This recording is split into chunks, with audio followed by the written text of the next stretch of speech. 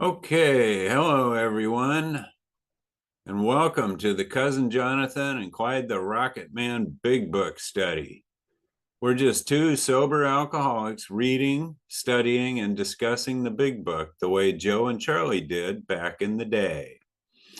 Let's start the meeting with a moment of silence, followed by the set-aside prayer. And our friend Lindsay is going to read the set-aside prayer for us.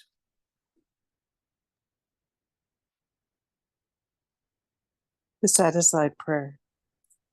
God, today help me set aside everything I think I know about you, everything I think I know about myself, everything I think I know about others, and everything I think I know about my own recovery, so I may have an open mind and a new experience with all these things. Please help me see the truth. Amen. Thank you, Lindsay, for reading that for us. Okay, now that we've asked God to set aside everything we think we know, we have an open mind, clean slate here, and we'll see what He's going to teach us today. So grateful to be here with you guys, this group, to study the Big Book together. So here's some background. In 1973, Joe McHugh introduced Charlie P. as the AA speaker at an Al-Anon convention. And Joe and Charlie soon discovered that they both shared a love for the Big Book of Alcoholics Anonymous. Traveling between their homes to discuss the Big Book became a regular event. So Clyde and Cousin Jonathan met in the Zoo Crew in 2023, and we discovered that we also share a love for the Big Book of Alcoholics Anonymous. So we study the Big Book together a lot. And that's the genesis of this recorded podcast that we do. We just love the Big Book, and that's why we're here. And we're glad to have you here to study with us and help us out. So we meet every Sunday from 2 o'clock to 3:30 p.m. Eastern in this room. Please have your Big Book handy and ready to read along with us, take notes, and also to underline and highlight as we read. We record the audio of these meetings and share with others on our podcast. And so this will be available by Friday. It'll be on our podcast. You'll find it on our website. So the purpose of this Big Book study meeting is to help you when meeting with a prospect, which is now called a sponsee, or talking about sobriety in general, because you want to be armed with the facts about yourself and the AA program. Freedom from alcohol comes through taking the 12 steps and working with others. Page 15 of the 12 and 12 says, AA's 12 steps are a group of principles, spiritual in their nature, which, if practiced as a way of life, can expel the obsession to drink and enable the sufferer to become happily and usefully whole. How soon do you want to be happy, joyous, and free? So we suggest that you purchase a copy of the Big Book for future use. You'll want to underline, highlight, and write notes. Please order your AA literature directly from AA so that the money goes to Alcoholics Anonymous and to ensure that you get a good copy. We are not advocating rushing through the steps. We highly suggest that you have a sense of urgency in taking the 12 steps and having them become a way of life sooner than later. Pretend this is a matter of life and death. Actually, it is a matter of life and death. So once again, how soon do you want to be happy, joyous, and free? You can go to our website at thezoocrew.org to order your copy of the Big Book, as well as read it online. The Big Book is our basic text and contains the full recipe for recovery. It is impossible to find a loophole in the Big Book that excludes you from being a member of AA. Okay, so we're going to kick things off now with our study. And where we're at, we left off last week. We're in step 4, which is where we're taking our inventory. And we're following the directions in the book and studying what it says and why it says that, and sharing with each other about this process. And where we left off last week was on page 67, right at the end of the resentment inventory. So just a quick recap on where we're at. On page 64, it talks about how we're convinced that self manifested in various ways was what had defeated us. Okay. And so the various ways that selfishness, being overly selfish alcoholics, is manifesting itself in our lives in a negative way is there's three ways. Number one is resentment and anger is cropping up because of this, because we're not getting what we want, how we want it, when we want it. And so we're doing an inventory on resentment and anger here. And so there was a process laid out for us on pages 64 and 65 and 66. And Bill's telling us just how important it is to be rid of these resentments. The reason we're writing them down is so we can take a look at them and analyze them and discuss them and do something about them. Because if we don't, we're going to stay so uncomfortable that we're going to drink. And if we drink, that'll kill us. So that's why he tells us this business of resentment is infinitely grave. It's fatal. So there's a process to be rid of it. And we learned all about it. And so on page 65, we filled in these three columns. They give us the exact format to do this inventory. And in the first column, we listed who or what people, places, and things we're resentful at. The next column was the cause. Why am I resentful here? Why am I angry? And then in the third column, we put in, what was affected, which of my instincts, social, financial, security, social instinct, security instinct, or my sex instinct. And it gives us, there's different things going on there that are causing hardship for me. So that was the first three columns. And then where we ended last week, this last paragraph, well, let's back up. So on page 66, Bill's telling us how we have to be rid of these resentments. They have to be mastered.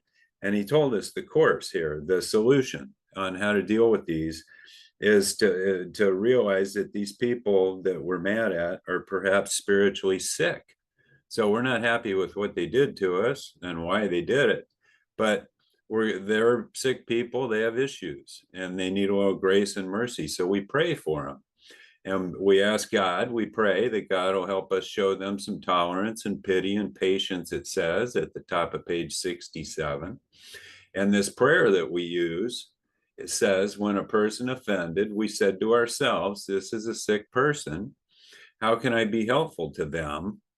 God, save me from being angry. Help me stay calm here. Thy will be done. It's like, okay, God, how should we go forward here?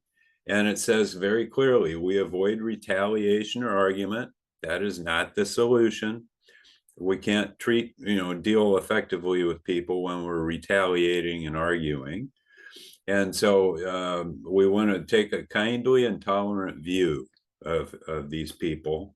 And so it's through prayer and forgiveness that we move on and get over these resentments. And then now, this last paragraph, middle of the page 67, this is where we ended. This is the last paragraph in the resentment and anger inventory that we're doing. And this is really the meat and potatoes. This is a big part of the process here. So I want to go through it line by line and make sure everybody's really clear on, just how important this is. So I'm going to reread it. As a matter of fact, let me just do a screen share here. You guys can read along with me. I'm going to put this up. Okay. So here, we're on page 67, right in the middle of the page here, where it says, I'm going to highlight it for us. Whoops. Referring to our list again, putting out of our minds the wrongs others had done, we resolutely looked for our own mistakes. So remember, there's three columns here. I'm resentful at, the cause affects my. Now there's going to be two more columns added to those. That's just the beginning, those three. So this fourth column is referenced right here. It says, we resolutely looked for our own mistakes. Where had we been? Selfish, dishonest, self-seeking, and frightened. Though a situation had not been entirely our fault, we tried to disregard the other person involved entirely. So, what they did and why they did it, they're not even involved in this anymore. We've completely disregarded that. And we're looking at where were we to blame? The inventory was ours, not the other man's. When we saw our faults, we listed them. So we're going to put those in the fourth column. We're going to add a fourth column to our inventory. We placed them before us in black and white. Okay. So again, this is the second time Bill's telling us, put it down on paper. So now we've got a column that shows our part in this. You know, what did I do? How did I contribute to this problem? It says we admitted our wrongs honestly and we're willing. So that's the fourth column. And then we were willing to set these matters straight. That's the fifth column. What am I going to do to make things right? How am I going to conduct myself from now on? What's the proper course of action here? So again, on here, we've got, you know, I'm mad at, here's what happened, here's what's affected. Then we have our fourth column that's going to say, my part was, and just to give you some examples, like maybe I was being overly selfish, just like it said up above. Where was I selfish? Where was I dishonest? You know, was I being overly selfish? Did I lie? Did I, you know, not tell the whole truth? Did I cheat somehow? Was I coming from a place of fear? You know, what did I do here? How am I involved in this? So even though it's not entirely my fault, I'm certainly had something to do with it. And even if I didn't have anything to do with the original event, the fact that I'm still thinking about it and dwelling on it and replaying it is a fault in itself. So for failure to accept it and move on and forgive, it is a default, is a fault of character already, you know, in itself. So this fourth column is where we list things like dishonesty, selfishness, fear, okay, impatience. Maybe I was impatient. Maybe there was some hate. Maybe I was irresponsible. Maybe I was exercising infidelity. You know, what did I do? What's my part in this situation? And then the fifth column is what's the right thing to do? So again, if it was, for example, if I was being dishonest, you know, from now on, I need to be honest and tell the truth. And if I was irresponsible, I told somebody I was going to do something and I didn't do it, then in the future, I need to be responsible and do it. So it's the opposite. It's kind of self-will in the fourth column and then God's will in the fifth column, you know, the proper course of action. So this is how we end the resentment portion of the inventory right here. So we have our 5 columns, and that's the end of that process. It's all spelled out for us on pages 64 through 67. So we should be clear on that. Does anybody have any questions or comments or experience with the resentment inventory that they wanted to share? We have 90-second shares at this group. If I could get one of the service team members to vote. Well, yeah. White House Lindsay volunteered to be our 90-second timer. Thank you. Okay, so yeah, Kelly, come on in and share with us, and Lindsay's going to do our 90-second timer. Thank you. Hi, I'm Kelly. I'm a grateful recovering alcoholic. I've been in the zoo crew for 11 months today, and I've taken your workshop, the 12 step in 4 hours, and I could progressively see myself approaching my own inadequacies and my faults. It's still a very hard thing for me to do, because I live in a very I don't deal with anything mode, and this program is really helping me break things down and not hang out at the damage done, but hang out in the solution, and keep striving for what I need to change and have the courage to show up and change. And that's all I have to share. Thank you. Great. Thank you, Kelly, for sharing with us. Yeah, we appreciate it. Yeah, so this is a moral inventory. Let's remember that. Searching and fearless moral inventory. And moral has to do with character and right from wrong. And if we're consistently lying, being dishonest instead of honest, that's poor character. That's low moral values, and that's going to cause problems for us. And same with being impatient and selfish and unforgiving. And these are negative things. These are poor character. And, this has to do, those are not good, healthy choices. So the right choices are to be, helpful to others and forgiving and kind instead of hateful and etc. So we want to implement these changes with God's help into this fifth column. The fourth column is our defects, our part, negative, and then we want to move into the right proper course and the right morals, the right character, and it's a process. So at this point we're just putting it all down where we can actually look at it and talk about it instead of just having this stuff rolling around in our head all these years. We're actually taking some action now that's going to yield some results for us. So we just do the work and trust the process. You're going to end up sharing this. Let me tell you what we're going to do with it. And there's a story on page 263. This guy, Earl Treat, who was taken through the 12 steps with Dr. Bob in 3 or 4 hours. And it says at the moral inventory, brought up several of my bad personality traits. Again, we're talking about these bad personality traits, which are defects of character, shortcomings, Bill calls them. They're also called flaws in our makeup and things which we've admitted are objectionable. There's different names for them, but it's poor character. And he refers to them as selfishness, conceit, jealousy, carelessness, intolerance, ill temper, sarcasm, and resentments. And so where this is going to come into play when you put this stuff down and you realize, oh my gosh, I've been guilty of a lot of these things myself.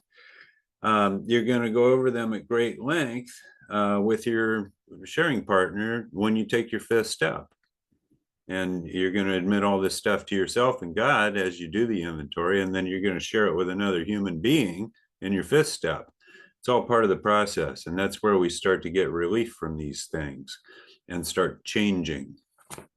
Okay. So that's it for the resentment inventory. Now we're going to move on. Remember, it said that, here, I'll scroll up and show you.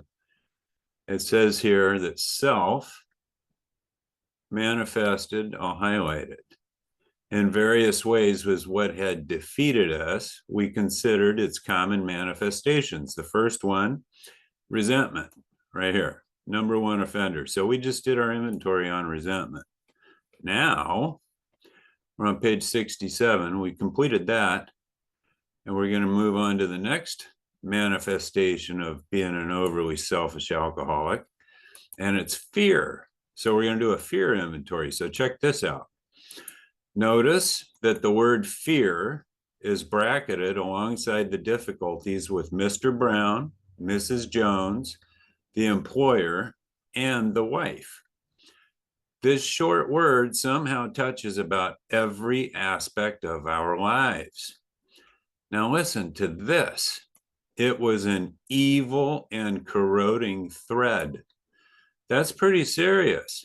That sounds like, the business of resentment is infinitely grave and fatal.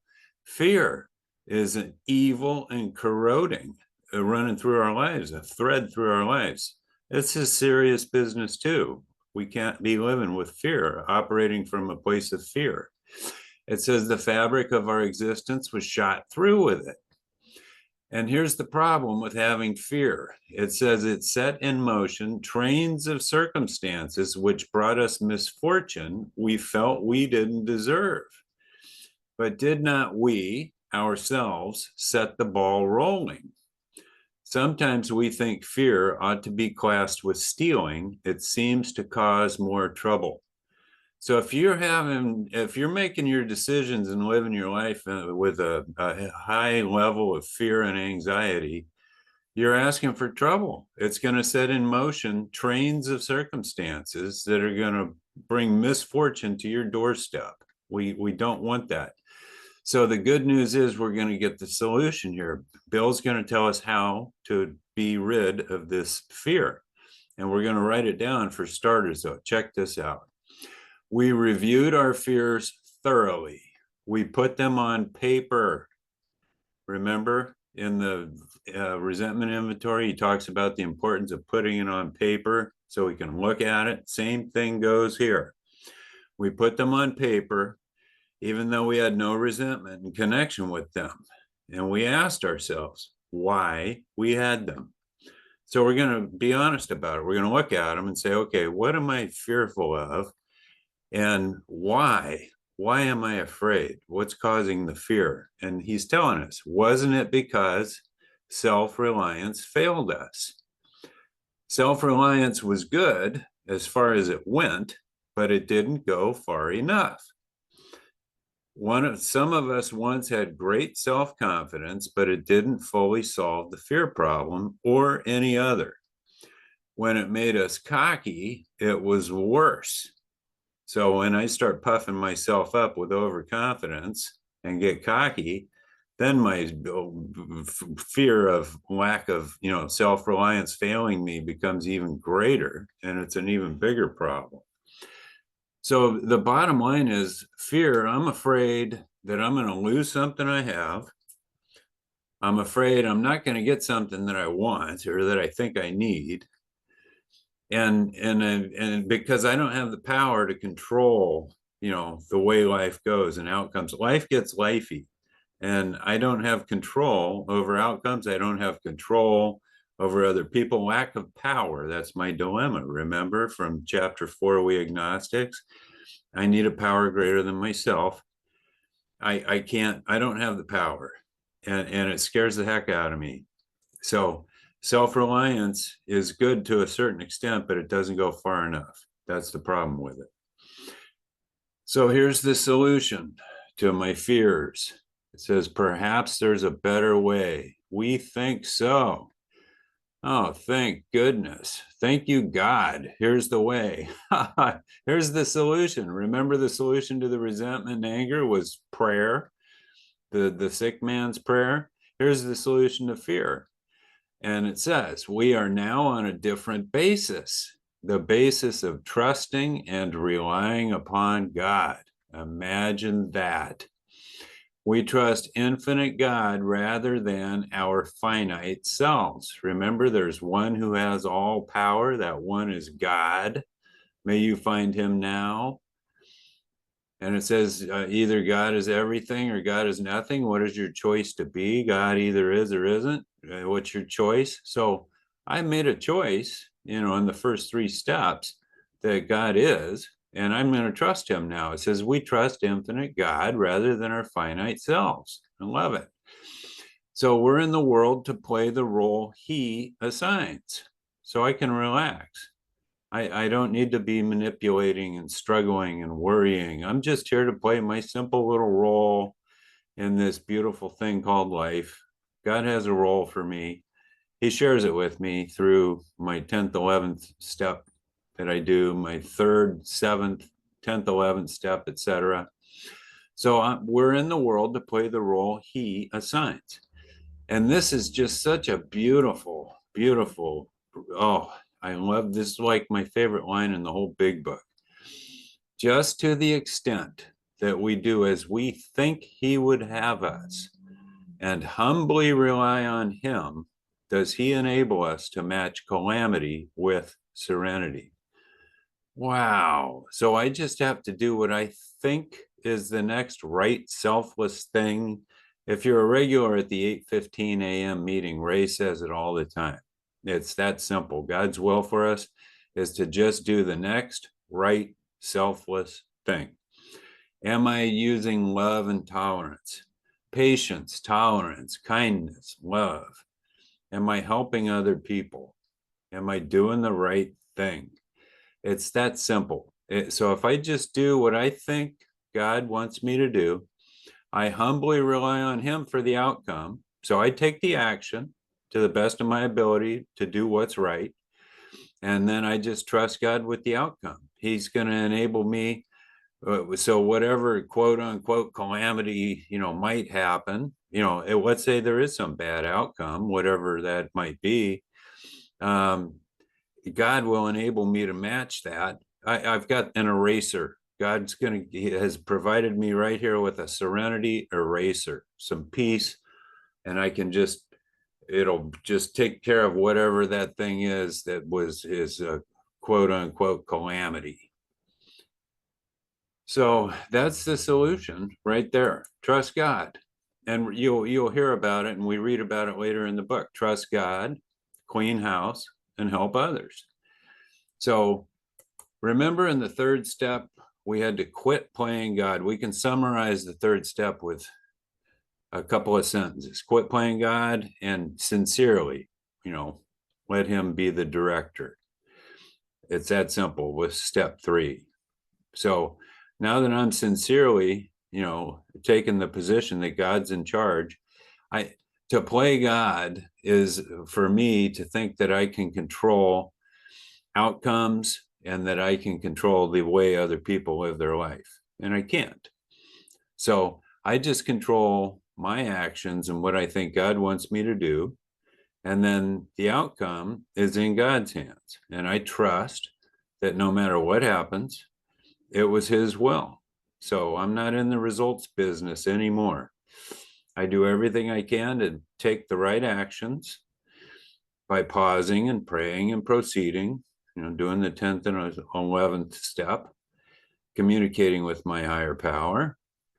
And then however it ends up, that was his will. Period. It's that simple. So I have nothing to worry about. It's an eraser for all my problems, trusting God. So is everybody clear on that? The importance of trusting God? And can you do it on a practical level, day in and day out? So there's another prayer. Let's read about it. The last paragraph on this fear thing. It says, we never apologize to anyone for depending upon our Creator. We can laugh at those who think spirituality the way of weakness. Some people are still stuck, primarily men, and this foolish notion that you should pull yourself up by your bootstraps, put your big boy pants on, and take care of business, and you can do it, and all this hogwash, about taking care of business yourself, and you solve all your own problems and do everything yourself on self-power, see? And they think, oh, this spiritual thing, that's for weak-minded people. Well, guess what? Paradoxically, it is the way of strength. The verdict of the ages is that faith means courage. All men of faith have courage. They trust their God. We never apologize for God. Instead, we let him demonstrate through us what he can do. And man, can he do a lot. I don't know about your God, but the God that I praise and get guidance from and receive power and strength and inspiration and direction from is a darn powerful, he's all powerful, all knowing, all loving, all everything. He is awesome. And I let him demonstrate through me what he can do. So I ask him to remove my fear. and direct our attention to what he would have us be. At once, we commence to outgrow fear. So here's the specific directions on what to do if we're being affected in a harmful, negative way by fear or anxiety. And here it is. We ask him, pray. When we ask God, that means we're praying to remove our fear. That's like step 7. We're humbly asking him to remove our shortcoming of fear. So this is asking him to remove our fear and then direct our attention to what he would have us be, which is have some faith and courage and move forward. Take action. Do whatever it is. You'll know at once we commence to outgrow fear. Could it be any easier? It's really that simple. So the way we deal with resentment, remember, right here, where'd it go? Here it is. Here's the prayer. We pray. So to get rid of resentment, here's the solution. Sick man, how can I be helpful to him? God, save me from being angry. Again, that's a prayer. Thy will be done. And we avoid retaliation or argument. Okay? And we're looking for a kindly and tolerant view of people. So that's a simple prayer. That was the first 4-step prayer. Here's the second 4-step prayer, which is the remove fear prayer. And it says, we ask him to remove our fear and direct our attention to what he would have us be. At once, we commence to outgrow fear. So there's the solution to our fear. So our resentments and our fear are being removed by our higher power. How awesome is that? Could it be any easier? This stuff really works. We just do the work and trust the process. We don't question it. We don't try to figure anything out. We just follow the directions. So is everybody clear on that? How to deal with your fear from now on? You got it. There it is. Trust God. Okay, great. So we're going to go ahead and move on now. Continue with the inventory. Now I'm going to go ahead and expand this one more click here. Hold on. Somebody said that maybe it's not big enough. There. I'm going to make it really big. Let me see. That might be too much here. There we go. Let's do that. Okay. So now, so that was the first two inventories. Now there's another manifestation of self that causes, shows up in our character and that we need to take inventory on, and that is harmful conduct, including sex. So we're going to read about this. And here's what it says. Now about sex. So we're done with resentment and fear. Now we're going to get into the sex portion.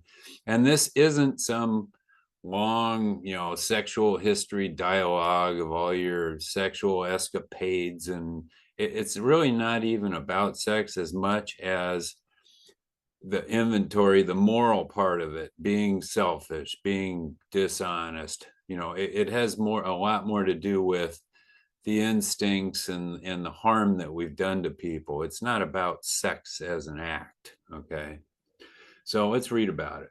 It says, now about sex. Many of us needed an overhauling there, but above all, we tried to be sensible on this question.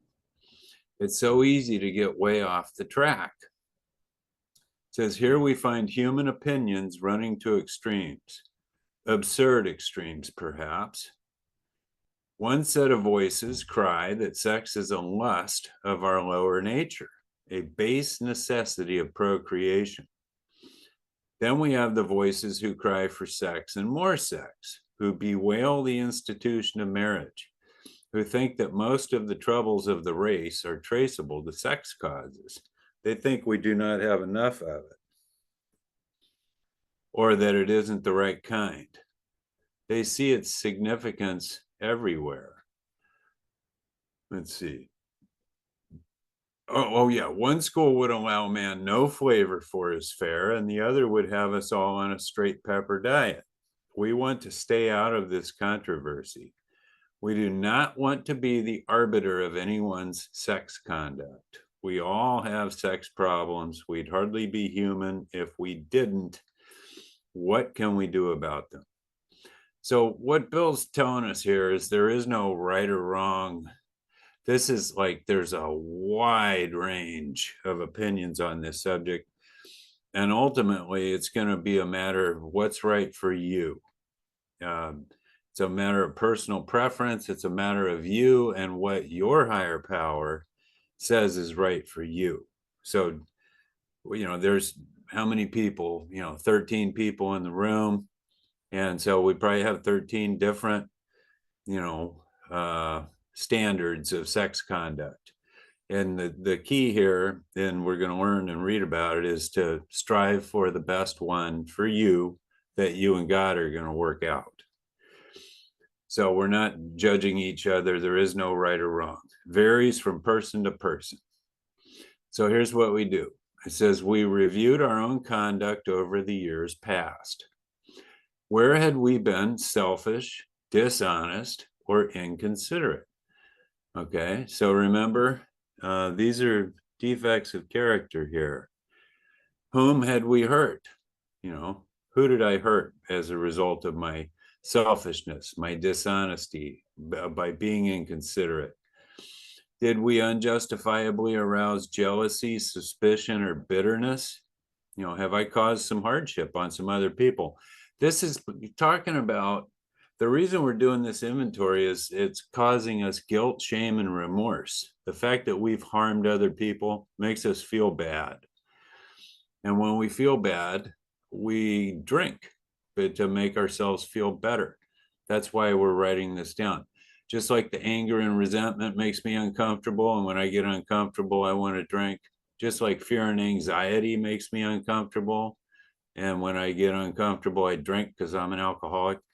This is kind of the guilt, shame, and remorse portion of the inventory, the third one. And so I'm asking myself, did I arouse these harmful things in these different partners or this partner, whether it's a previous, an ex-boyfriend or girlfriend or a current spouse or partner, whatever. So these are the different columns again. We're listing this, we're taking the inventory just like we did before. Who did I hurt? How did I hurt them? Where was I at fault? What should I have done instead? That type of stuff. We're making another inventory here. So we look at where we were at fault. That's that fourth column. What should we have done instead? That's that fifth column. So that's kind of the self-will manifestation, of being an overly selfish alcoholic.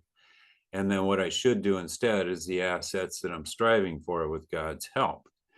So again, we keep reading this, and this is just why the process is so effective and powerful and it works. We got it on paper and looked at it.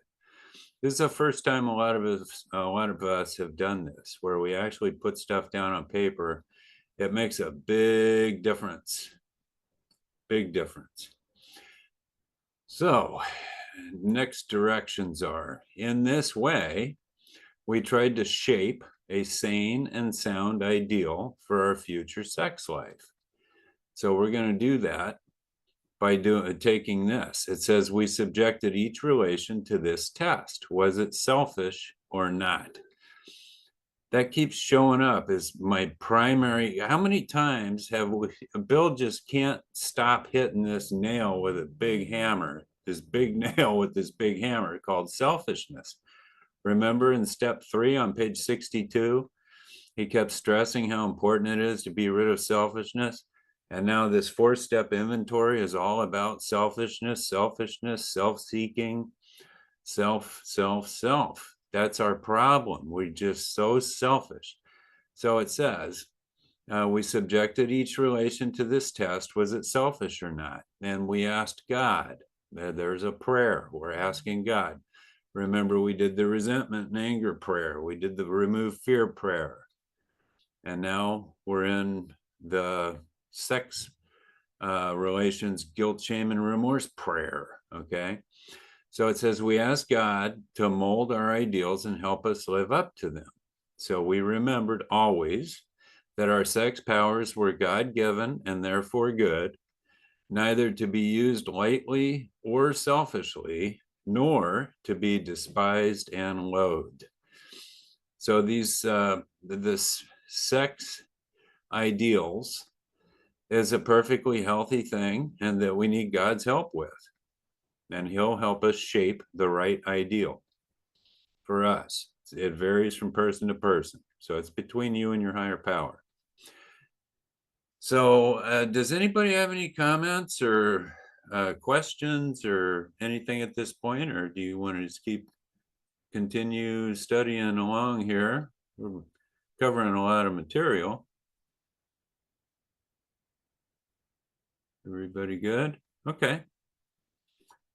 Great. Okay, so let's continue. It says, whatever our ideal turns out to be, we must be willing to grow toward it. So your ideal is going to be revealed to you through your prayer and meditation with practice with your higher power, what's right for you. And you're going to come up with an ideal, what would be best. And then you need to be willing. Remember that willingness, honesty, and open-mindedness.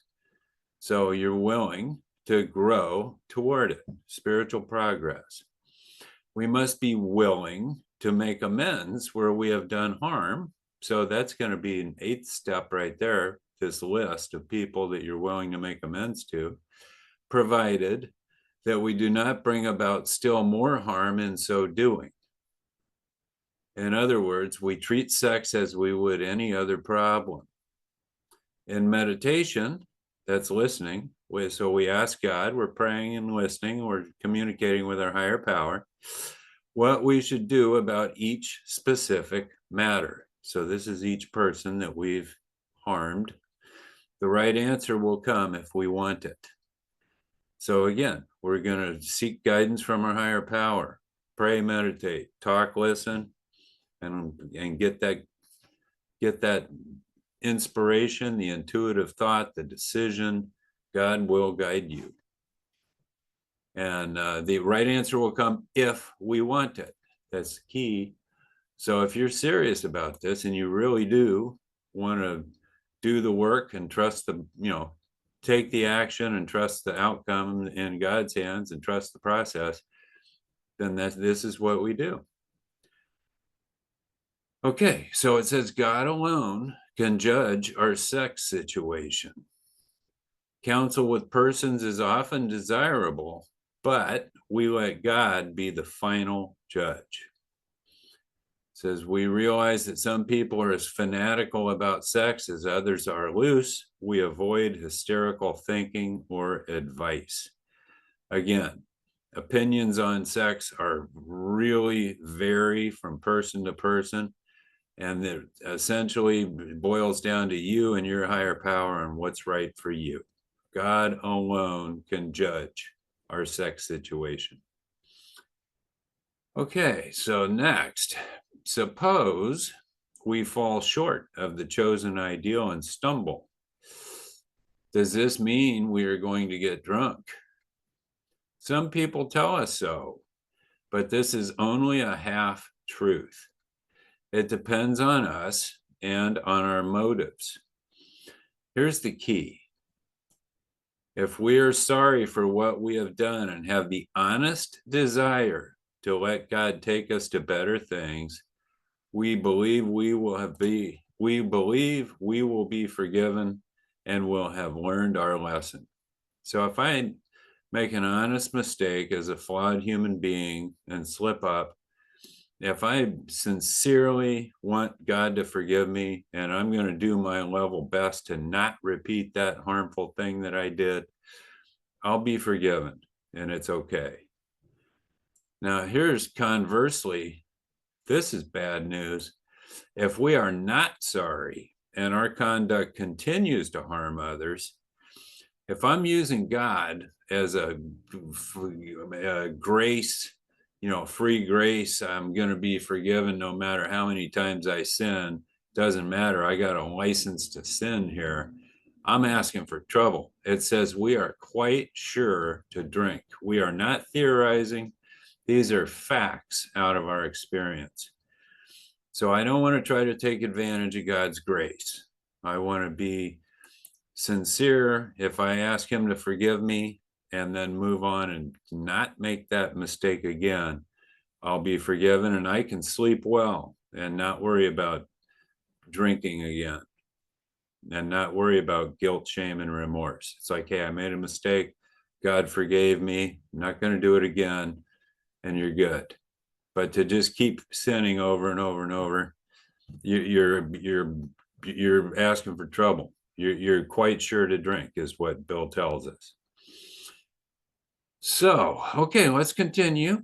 To sum up about sex, we earnestly pray. Now, there's a lot of prayer. So you remember the resentment, there was the one prayer, the 4 lines, the sick man's prayer. There was the remove fear prayer on the next page. Now we keep reading, pray, pray, pray on this sex one and harmful conduct.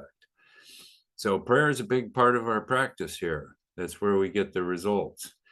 It says, we earnestly pray for the right ideal, for guidance in each questionable situation, for sanity, and for the strength to do the right thing. If sex is very troublesome, we throw ourselves the harder into helping others. That's a recurring theme too, about getting out, relieve me of the bondage of self and working with others. It keeps getting repeated in the book over and over and over. We think of their needs and work for them. Imagine that. This takes us out of ourselves. That's really the key to this whole program. Stop thinking about ourselves and think about what we can do for other people. Make it about the other person and about the group. And it quiets the imperious urge when to yield would mean heartache. So being relieved of the bondage of self is so beneficial and so important. So we think of others instead of ourselves.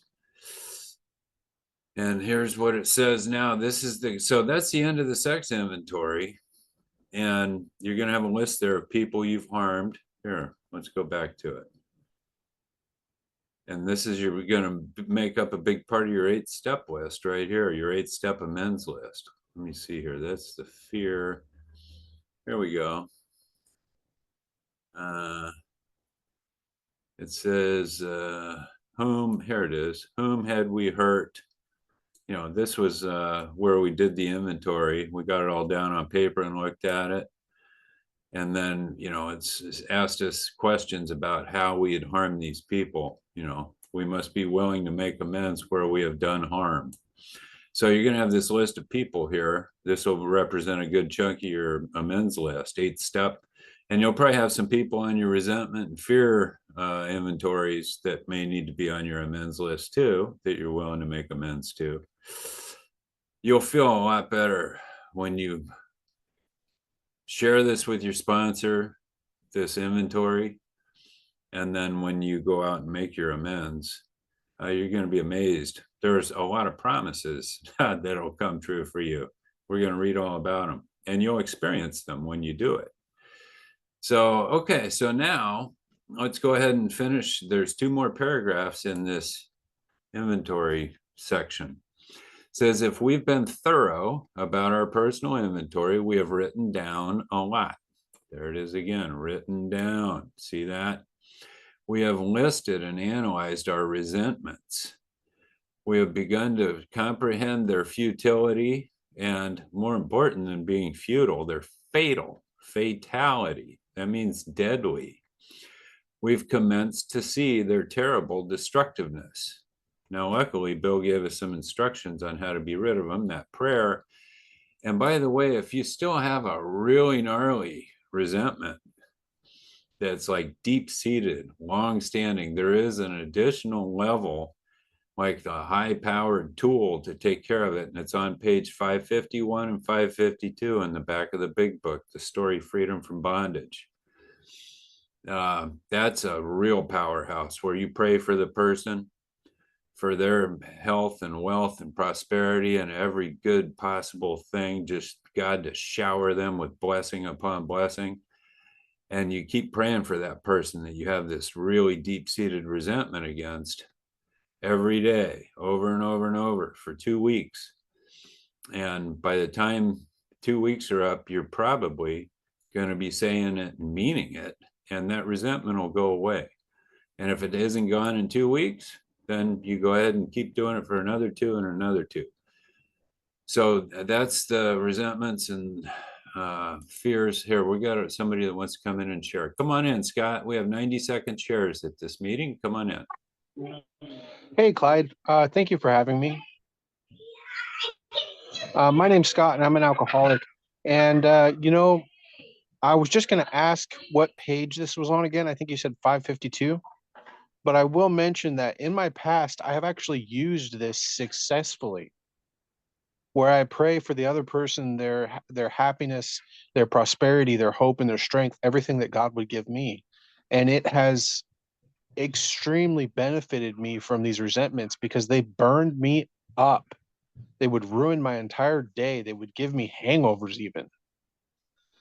And so I wanted to ask, did you say page 552? Yes, 551. Here, I'm going to go to it right now. In fact, we're going to read it together now. It's that significant. Thank you for sharing with us, Scott. We're glad you're here. So I'm going to mute Scott. And let's read it together. This is really important. And it's the story of this woman, freedom from bondage, in the back of the big book. And she's talking about this long-standing resentment against her mother that she just could not get rid of. And this is miraculous. I want you to listen to this. I've used it myself, just like Scott, on about 3 occasions. And it works every time without fail. It is a miracle. And so let's read about it. It's that important. So here's what it says. I've had many spiritual, I'm going to start right here. We're on page 551. I've had many spiritual experiences since I've been in the program, many that I didn't recognize right away, for I'm slow to learn and they take many guises. But one was so outstanding that I like to pass it on whenever I can in the hope that it will help someone else as it has me. And I'm willing to bet that at some point between now and the end of your life, you're going to be able to use this technique, and it is going to be a game changer for you. This is absolutely inspired, divine. Just wait till you hear this, and trust me, it works. As I said earlier, self-pity and resentment were my constant companions, and my inventory began to look like a 33-year diary, for I seemed to have a resentment against everybody I had ever known. All but one, this is what I'm talking about, all but one responded to the treatment suggested in the steps immediately. That was the sick man's prayer. This one posed a problem. This is a big one for her. This resentment was against my mother, and it was 25 years old. I had fed it, fanned it, and nurtured it as one might a delicate child. And it had become as much a part of me as my breathing. It had provided me with excuses for my lack of education, my marital failures, personal failures, inadequacy, and of course, my alcoholism. And though I really thought I had been willing to part with it, now I knew I was reluctant to let it go. You have a deep resentment. Keep listening here. One morning, however, I realized I had to get rid of it, for my reprieve was running out. And if I didn't get rid of it, I was going to get drunk. And I didn't want to get drunk anymore. In my prayers that morning, I asked God to point out to me some way to be free of this resentment. During the day, a friend of mine brought me some magazines to take to a hospital group I was interested in. I looked through them. A banner across one featured an article by a prominent clergyman in which I caught the word resentment. Is that odd or is that God? Can you believe it? Listen to this. He said, in effect, if you have a resentment you want to be free of, if you will pray for the person or the thing that you resent, you will be free. If you will ask in prayer for everything you want for yourself to be given to them, you will be free. Ask for their health, their prosperity, their happiness, and you will be free. Even when you don't really want it for them, and your prayers are only words and you don't mean it, go ahead and do it anyway. Do it every day for 2 weeks, and you will find that you have come to mean it and to want it for them. And you will realize that where you used to feel bitterness and resentment and hatred, you now feel compassionate, understanding, and love.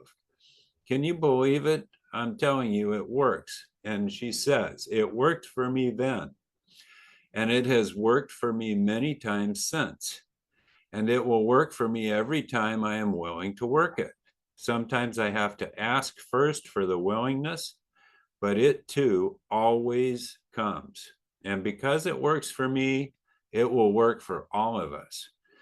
As another great man says, the only real freedom a human being can ever know is doing what you ought to do because you want to do it. Wow. Isn't that amazing? It really does work. Okay, Alyssa's going to come in and share with us. Come on in, Alyssa. And you don't need to use the timer with Alyssa. Come on in. Thank you, Clyde, Alyssa, recovered alcoholic, and thank you for breaking it down. You know, what I'm hearing in that reading is there's a promise in that last full paragraph on page 70. And it says, if we've been thorough about our inventory, we have written down a lot. We have listed and analyzed our resentments. We have begun, here's a promise, to comprehend their futility and their fatality. Wow. I've come to an awareness of how destructive my behavior is in my life. That's a promise. I was so delusional before, I couldn't see straight. I couldn't see what my behavior was doing.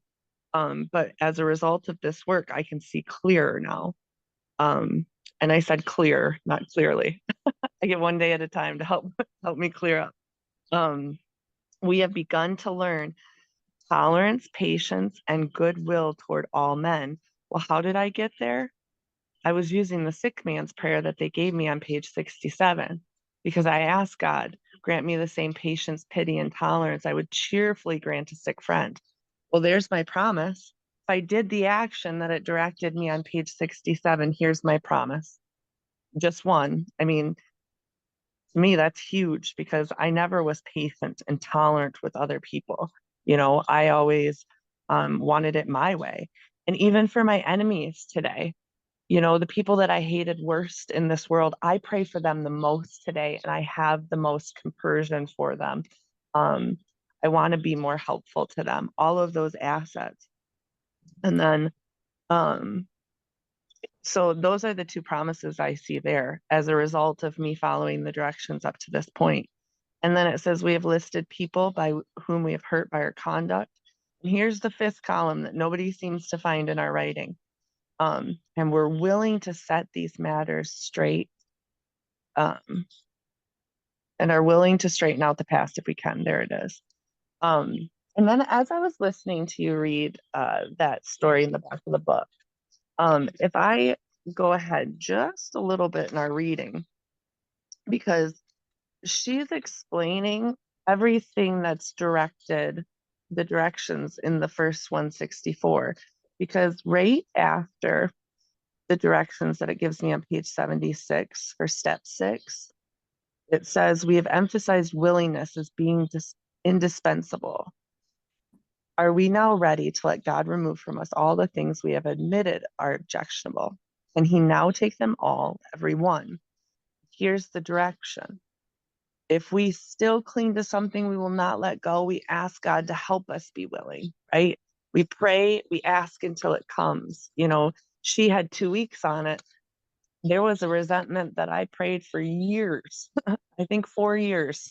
But I I didn't let go. I didn't let go of asking, right? That willingness was still there. So I asked until it came. So while you were reading that, that clicked for me because she's sharing her experience, strength, and hope on how she applied the tools, which is the directions that are outlined here. And yeah, it's really cool to see that I can go to like there may be situations where people are like, you don't have a part in that situation.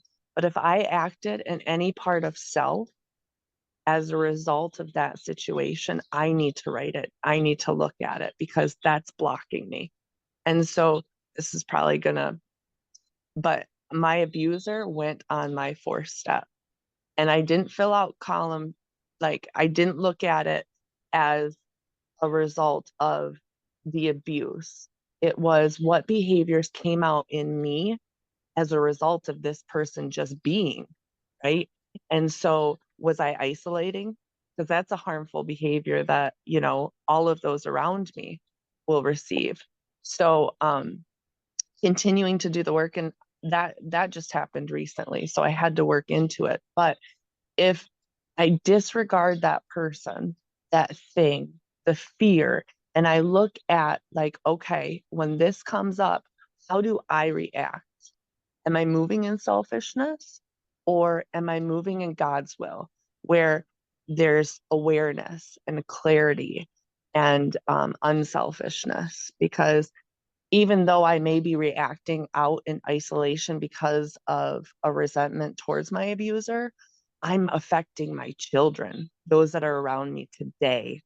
Those people around me today, the way that I respond in regards to that resentment are the ones being hurt. So in turn, I was adding them to my harmful conduct because my behavior was harmful towards them. I was selfish. I was isolating. I was getting angry, and I had hate and resentment towards the unaffected parties as a result of me holding on to that resentment. So after all said and done, when I saw my higher powers work in that situation, it gave me a whole new perspective that even in situations where I may not have initially been a part of, but got pulled into, I can still have behaviors that project out into others that are harmful. So more always gets revealed. That's why I keep coming back. Even in here, like I just found 2 promises in that last paragraph as a result of doing the work up to this point that I had never seen before. So thank you for letting me share that. And thank you for hosting today. Yeah. Thank you, Elissa. So excellent insight into how to apply these tools and what they mean. That's why we're studying the book together, to learn what Bill's telling us to do and why and how,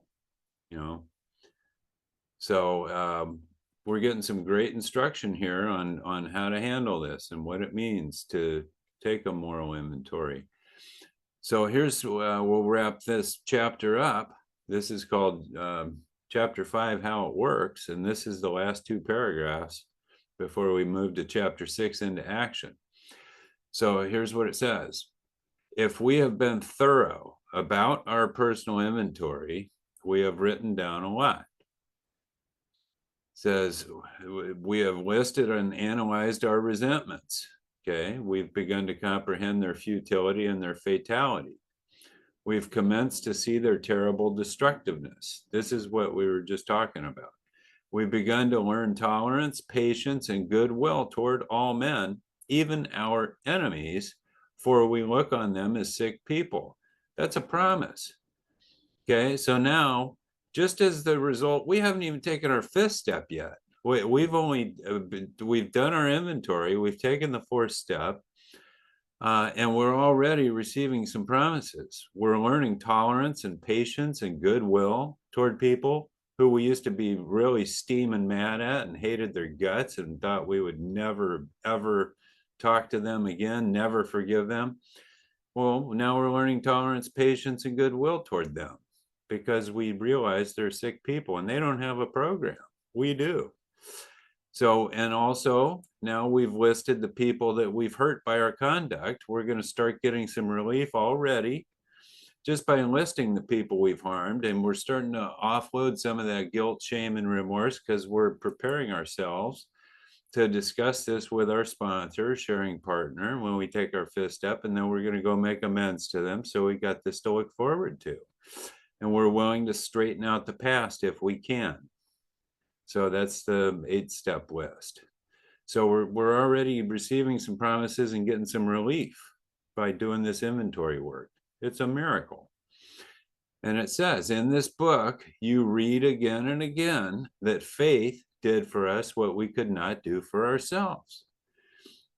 So this is the importance. This is why in the second step, we came to believe that a power greater than ourselves could restore us to sanity. And it says this power, the main object of this book is to enable us to find this power that can solve our problem. And this is how our power, this higher power, is solving our problem, having us do this work and then just trust the outcome to him. It says, we hope you are convinced now that God can remove whatever self-will has blocked you off from him. So your self-will, our self-will, is all of these negative personality traits, these defects of character, these shortcomings, these flaws in our makeup, these bad personality traits. These are blocking us from him. And by doing this work, those blocks are being removed. It says, if you've already made a decision, that was step 3, the decision to let God be our director and us to quit playing God. And an inventory of your grosser handicaps, that's your 4-step inventory. So that's step 3 and 4. It says you've made a good beginning. That being so, you have swallowed and digested some big chunks of truth about yourself. So we've gotten some, made a lot of progress from when we first got into the program. By this point, now we've completed the first 4 steps of Alcoholics Anonymous. And we've learned a lot about ourselves. And remember, from our script, I'm going to stop the share now, that it said that, you know, that's what we're here for, to be armed with the facts about ourselves and about sobriety. And that's what we're here for. So, wow, what a great meeting. We're going to go ahead. I think that's a good place to wrap it up. Who wants to share on their 4-step inventory? Does anybody have any comments or want to come in and share on your experience with this 4th step or what we've studied today? Okay, Scott, come on in. Hey, my name is Scott and I'm an alcoholic. Thank you for having me and thank you for calling on me. You know, I've read through this book with another human being over the course of 12 months, over the course of several months, but I never really realized that this work will happen as soon as you do it. And I think you actually mentioned that there's a story of somebody that went through the steps in a very short period of time in the back of the book. Was it with Dr. Bob? I'm very interested in learning where that story is because I love bolstering myself with facts that come from the book. I feel very optimistic about working the steps in a short period of time because I have had experience with this before and it's been in the back of my mind for years. And I'm starting to put together the things that the book suggests as I'm reading them with you. And I feel cool, calm, and collected. I feel genuinely comfortable. And the best part is that this is everything my higher power wants me to do, at least every bit of research I've ever done.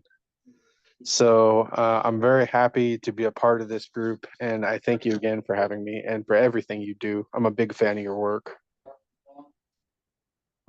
Thank you, Scott. I appreciate it. And to answer your question, that story is he sold himself short. It's on page 263 And he was sponsored by Dr. Bob. Okay, Alyssa, come on in and share with us, my friend. Thank you, Clyde. Alyssa, recovered alcoholic. And it sounds like Scott just shared a promise that I found on page 71. It says, "We hope you are convinced now that God can remove whatever self-will has blocked you off from him." That's a prayer, or not a prayer, a promise, as long as I followed the directions up to this point. And Scott just gave a really good personal experience of that. I was going to share on this before, but see what God did. He's like, "Oh, that's what I want you to share on, Alyssa. Scott's going to share his real live example of how I just did that, because he said he was calm and at peace, and that's what our higher power does. But it doesn't happen unless I ask, unless I develop that intimate two-way relationship with the one who has all power. And I get to do that one day at a time. But as I was listening, the best way that I can retain these is by doing it, right? Like, I can listen to somebody else's experience, strength, and hope. And yes, I always get excited when the lights come on for other people, or if I see the promises working in their life. We just read another promise. But it's 1,000 times better when it's mine, right? When it was God given to me, because then just like it would be for anybody else, and sharing that joy, because if I don't share it, if I don't give it away, I can't keep it, because God isn't a selfish person. He's very unselfish, and he wants his goodwill spread. So that's the importance of step 12. That's the importance of doing book studies and breaking it down. I hear people say, I went through the book. Well, once, because you know what? You know how many times I've read page 69 through 71? I don't know, but it's a lot. But you know what? There was more markings and more things that were revealed to me. Clyde and I know, have studied this part of the book at least 4 times together. So, I keep coming back because more is revealed. It's a way of life. It's not a one and done thing. And it's a continuation. I didn't just get drunk one day and end up on a cement slab with a felony, and that was accumulative. I continued to drink. I continued to be harmful. So, if I continue to strive to be in God's will and to be rid of all the things that block me from the sunlight of the Spirit, well, it'll just keep getting better and better instead of worse and worse. So thank you again for today. This is really cool. Thank you, Alyssa. And please be patient, Lindsay. I just want to comment on what Alyssa is talking about. This progressive, our alcoholism is incurable. It never goes away. It's progressive. It gets worse, never better. And it's fatal. And it is progressive. It gets worse and worse and worse. However, our spiritual development, God is so powerful that he can outpace the pace of my negative alcoholism. The power of God is so much stronger and more sufficient that I can outpace the harmful effects of alcoholism and stay recovered by sticking close to God. All right. Come on in, Lindsay. Good afternoon, everybody. Lindsay, grateful recovering alcoholic.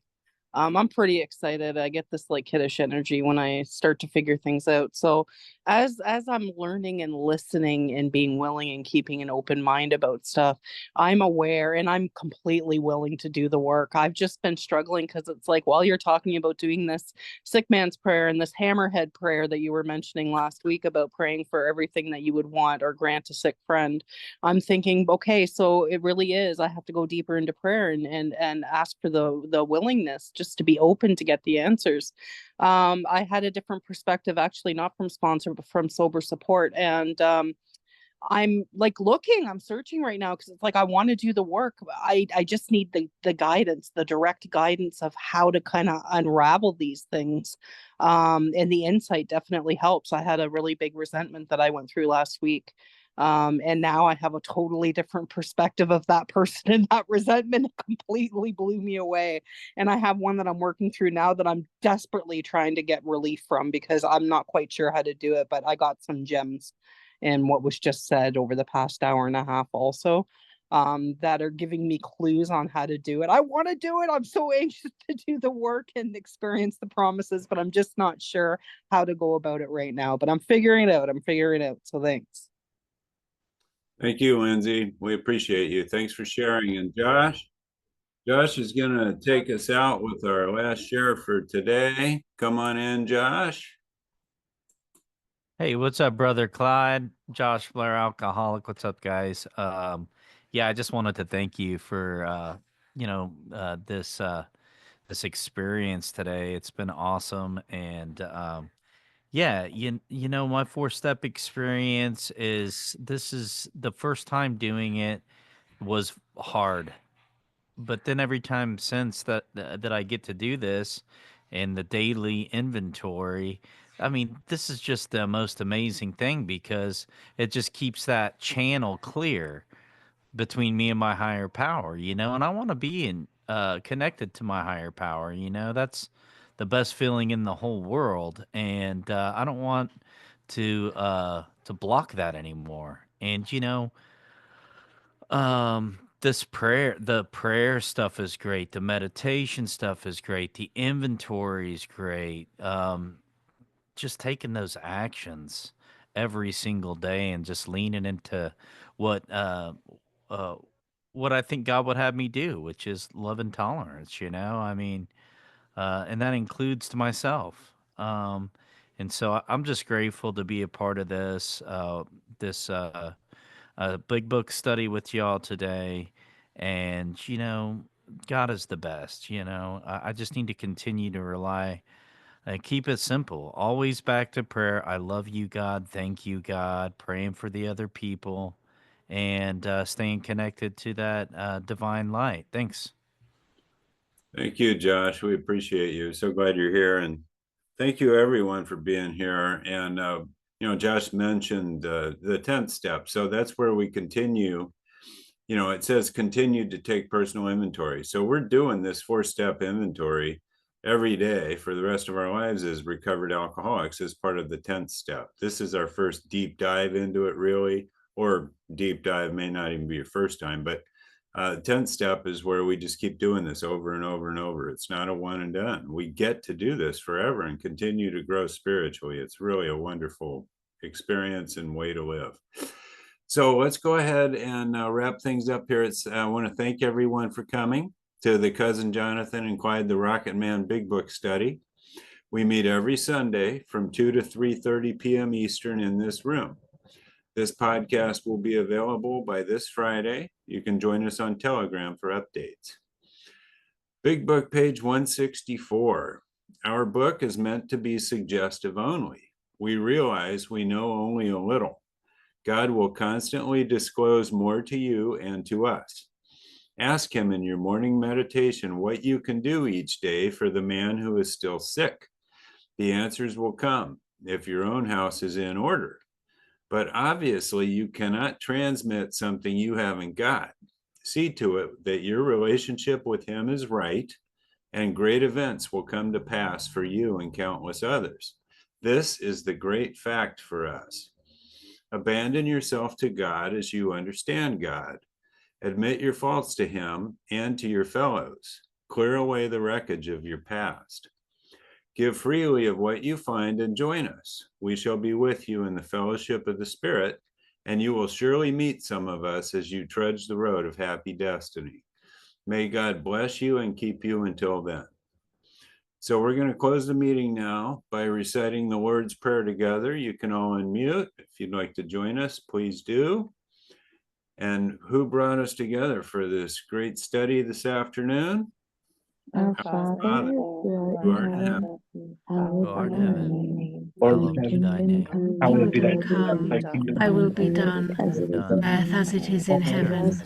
Give us this day our daily bread, and forgive us our trespasses, as we forgive those who trespass against us. Lead us not into temptation, Not for to us from evil. deliver us Thine from is the kingdom, is the kingdom, power, and the power, glory, the glory forever. Amen. All right, thanks everybody. I'm going to stop the recording. Thank you, Clyde. Love you. That was Hey. awesome.